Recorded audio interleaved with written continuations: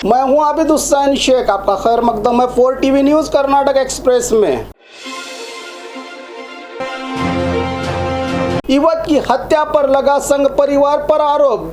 गदग जिला नरगुन तालुका के गरीब परिवार से ताल्लुक रखने वाले 19 साल के युवक समीर शाहपुर, जो होटल से काम करके रात घर लौटते समय अपने दोस्त शमशीर के साथ समीर पर 10 से 15 बदमाशों की ओर से हमला किया गया था। इलाज के दौरान हॉस्पिटल में समीर की मौत हो गई। इस हमले का नज़ारा सीसीटीवी फुटेज में हुआ है कैद। साथ में रहे दोस्त की हालत भी गंभीर बताई जा रही है। इस घटना की असल वजह परिवार के मुताबिक कुछ दिन पहले युवक और हमलावरों के बीच वाहनों की टक्कर के बाद विवाद आगे बढ़कर हमलावरों ने मृतक समीर के मोहल्ले में जाकर धमकी दी तो दो गुटों के बीच मारपीट भी हुई। इस घटना के बाद आरएसएस की ओर से विशाल रैली करके नफरत से भरे बयाने देते हुए शहर के मौलाना आज़ाद स्कूल में घुसकर वहां पर पढ़ाई कर रहे छात्रों और टीचर्स को डराने और धमकाने का काम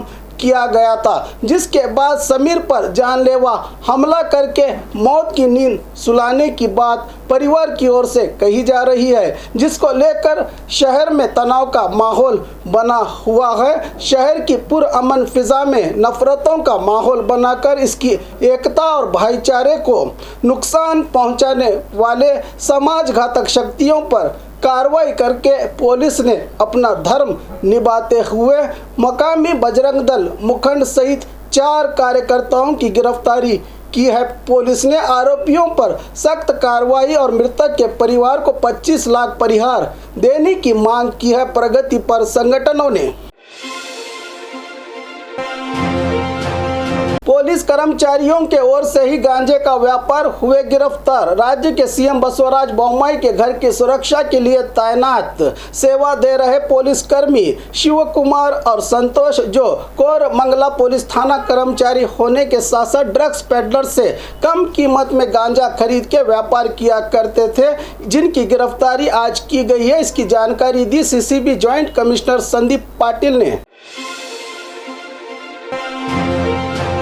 सरकारी कार्यक्रम में मास्क को भूले हेल्थ मिनिस्टर सुधाकर। राज्य के हेल्थ मिनिस्टर डॉक्टर के सुधाकर हमेशा जनता को कोरोना नियम पालन करने की बात कहने वाले मंत्री जी आज खुद ही सरकारी कार्यक्रम में बिना मास्क के दिखाई दिए। चित्रदुर्ग जिला हिरेयूर हॉस्पिटल की भूमि पूजा को पहुंचे हेल्थ मिनिस्टर डॉक्टर के सुधाकर बिना मास्क के ही मंच पर विराजमान थे, जैसे कि कोरोना को इन्होंने अब हरा दिया हो। इनके साथ केंद्र मंत्री ये नारायण स्वामी भी सोशल डिस्टेंस भूलकर बातों में व्यस्त नजर आए। इसका पूरा असर जनता पर भी होगा कि खुद नियम बनाने वाले ही नियम का पालन नहीं करेंगे तो हम क्यों करें।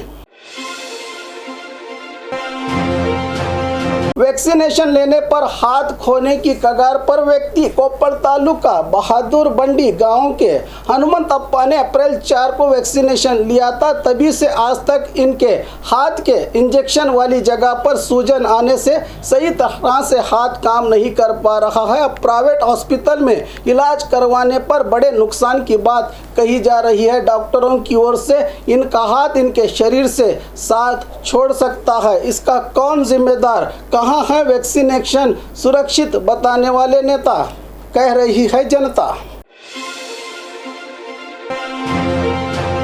ताला तोड़कर घर की चोरी। गुलबर्गा शहर के बसवेश्वर नगर में कल देर रात मकान को ताला लगा देकर चोरों ने ताला तोड़ के चोरी की वारदात को अंजाम दिया है। मौके पर पहुंची एमडी नगर पुलिस ने जायजा लेकर मामले को दर्ज कर लिया है। लाखों का नुकसान होने की बात बताई जा रही है। खुलेआम रेत माफिया कारोबार, अधिकारियों पर जनता का आक्रोश। राज्य के सरहदी जिले के नाम से मशहूर बीदर और पड़ोसी तेलंगाना से कुल 70 लारियों में रोजाना जिले के औराद में रहे निजी जमीन में रेती को जमा कर उन्हें दूसरी जगह भेजा जाता है। रोजाना हेवी वाहनों के घूमने से यहाँ रहे रास्ते खराब हो रहे हैं और अधिकारी भी देखकर खामोश बने बैठे हैं। इस तरह के कई गंभीर आरोप लगाए जा रहे हैं प्रशासन पर स्थानीय जनता की ओर से। 2023 चुनाव बीजेपी की हार पक्की है। स्वामी जी की भविष्यवाणी। बागलकोट जिला बदामी के बनशंकरी मंदिर में कल्लीनाथ स्वामी ने कहा कि धर्म के आधार पर बीजेपी ने सत्ता हासिल की है। उन पर यकीन करके कई लोगों ने वोट दिया है, लेकिन आज हिंदुओं के मंदिरों को गिराया गया। साथ में ऐतिहासिक बनशंकरी देवी के उत्सव को पिछले 2 साल से बीजेपी सरकार कोरोना का बहाना बताकर रोक रही थी, लेकिन इस बार उत्सव मनाने से भक्तों पर लाठीचार्ज किया गया। बीजेपी को 101% हिंदुओं का श्राप लगेगा और 2023 के बाद बीजेपी को कभी सत्ता हासिल नहीं होगी। बीजेपी पर इस तरह से अपना गुस्सा और बददुआ दी है स्वामी जी ने। पागल कुत्ते के काटने से बच्चे की मौत। बेलगाम जिला अतनी तालुका बलवाड़ गांव के 4 साला सौजन्या नामी बच्चा घर के आंगन के सामने खेलते समय अचानक पागल कुत्ते के हमले पर गंभीर रूप से घायल बच्चे को अतनी सरकारी हॉस्पिटल ले जाते समय रास्ते में ही आखिरी सांसें ली इस मासूम ने। इस घटना के बाद परिवार में गम का माहौल बना हुआ है और प्रशासन पर लापरवाही का आरोप।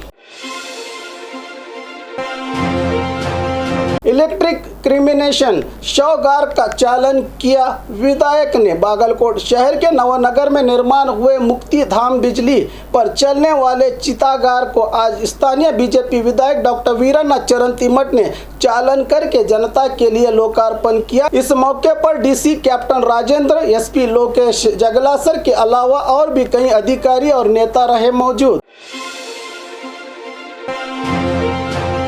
बिना मास्क के घूमने वालों से जुर्माना वसूला पुलिस ने। राज्य में कोरोना और ओमिक्रॉन को देखते हुए सरकार ने कोरोना नियम पालन करने की सख्त सूचना दी है। इसी के चलते गुलबर्गा शहर के एसवीपी सर्कल में पुलिस की ओर से बिना मास्क के घूमने वाले सभी लोगों को 250 का जुर्माना वसूला जा रहा था, जिस पर यहाँ की जनता खूब विरोध जता रही है कि कई जनप्रतिनिधि खुलेआम कोरोना नियम उल्लंघन करते हैं, उन्हें कोई नहीं पूछता। जनता की बात आती है तो सरकार को क्यों कोरोना नियम याद आते हैं, कह रही है जनता। और खबरों के लिए देखते रहिए 4 टीवी न्यूज़ कर्नाटक एक्सप्रेस।